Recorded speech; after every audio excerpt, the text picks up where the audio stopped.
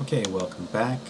This is part 2 of the lecture on making a mark, the Existential Art Impulse. And when we just last left off, we were covering through these definitions, and I just finished talking about the difference about street art, which we'll talk about a little bit more when we actually see some visual examples. So I had a few more graffiti pieces that I wanted to show. These are some of the ones that I have found over the years doing research for this course that I thought were most interesting. Fortunately, for me, I have a colleague who actually grew up being a graffiti artist and is still very much interested in that world, and so he's given me a lot of advice about which people to look at. I really love those two pieces by Saber. I think they're pretty amazing.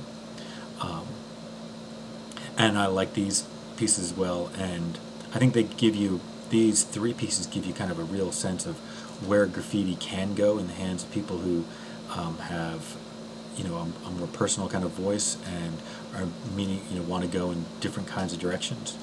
And especially like the bottom piece, Ether in Utah, is has a very, I don't know, whimsical and postmodern sort of feel to it.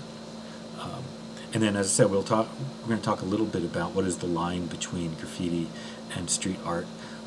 And some street art looks more like graffiti, but someone like Banksy, he mostly uses stencil, and even though he'll often comment about graffiti and definitely seems to be an artist who is pro graffiti, he is by no means a graffiti artist.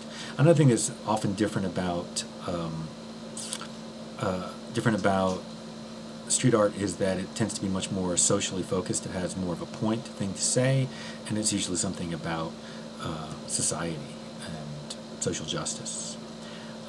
Here's some other artists that I think we could look at when it comes to this same sort of impulse about making a mark. I love this self-portrait by Kathy Kalvitz, and this kind of gets at this point in two ways: in the personal, communicative, like illustrative, literal kind of way, in that it is a self-portrait, and any self-portrait automatically is kind of saying, I was here. And not only that, it's a self-portrait of her making art, so it's saying, I am here and I was an artist. And it's even more clearly that because it's a self-portrait where we can see her kind of making the mark, right? We like the one line of the page that she's drawing on is really just a quick gestural line. But even more interesting is the bold gestural lines that make up her body and her arm, and how loose and expressive those are. So it's also very much a making a mark, just making mark making, being the thing of the piece. I also really love Tapia's, the piece on the right. I love all of his body work, and one of the things that's interesting about him is that he's interested in graffiti and also the long tradition of graffito, and he incorporates that. He makes these pieces that become almost like he's making these old crumbling walls with bits of things stuck on them, and then he makes the graffiti on top of them as well. I think you can't talk about expressiveness in mark making without also talking about abstract expressionism, and especially for me talking about de Kooning. So here's a page devoted just to William de Kooning, and I love all these paintings. I love that painting, Clam Diggers. But I want to talk especially about excavation here on the left, and the main reason I want to talk about it is because it's one of the paintings that's going to show up again and again in this class. We're going to cover it a number of different ways, a number of different times. It's definitely one of the paintings that you're going to have to be able to identify in a test situation. You'll have to be able to look at it and say, yeah, that's excavation. William de Kooning, 1950. We're going to talk about it in terms of its composition later on.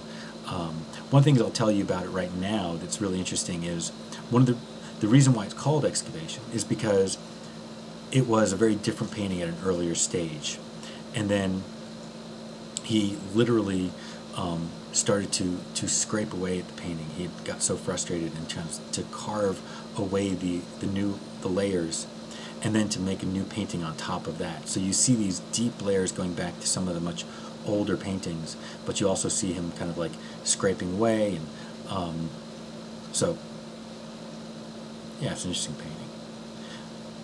This raises another issue, which is the issue of a mark being expressive, and I just wanted to take a little bit of time to make this comparison, talking about Robert Motherwell versus Roy Lichtenstein. You know, when we think of a mark that an artist makes, like let's say we're looking at Beside the Sea at the bottom by Robert Motherwell, it very much looks like the mark is a direct reflection of how active and expressive the arm and the hand was in making that mark. And so we get the idea of gestural from that. Whereas if we look at Elegy of Spanish Republic, it has some of those elements to it, but it's much more carefully controlled, right? It's much more, it's almost like it's a very careful, composed form that's trying to hold on to some of the language of looseness and expression. And what Roy Lichtenstein was doing in his piece was actually mocking the very idea of a loose, expressive mark. So he makes these giant paintings. This is not the only kind of work that Lichtenstein made, but for these kinds, he made these giant paintings of big, giant, abstract, loose, expressive marks, but they're not made in an expressive way. They're made in a very tight way, where he's working with a very tiny brush, and he's painting very slowly and carefully. And in fact, all the color is made out of painting little tiny dots, one at a time in a grid.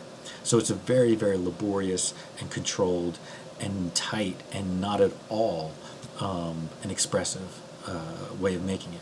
We'll talk about that irony a little bit more in some other lectures. But lastly, I wanted to end with this piece because I think it's a great example of a contemporary artist who is making work that is also very much about that art impulse, the impulse to say, I was here.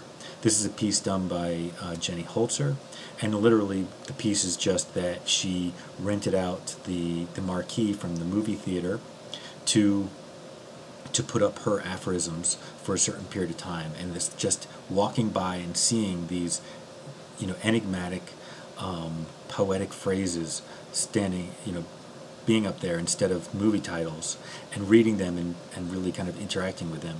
That is the piece. The photo documentation of the piece is just photo documentation. It's not the artwork itself. Anyway, I think it's a great piece. I love Jenny Holzer's work, and I think it's a great piece to end this lecture. Okay, thank you very much. We're going to end here. Oh, well, we're going to try to end here. I will start the next lecture in just a little bit and show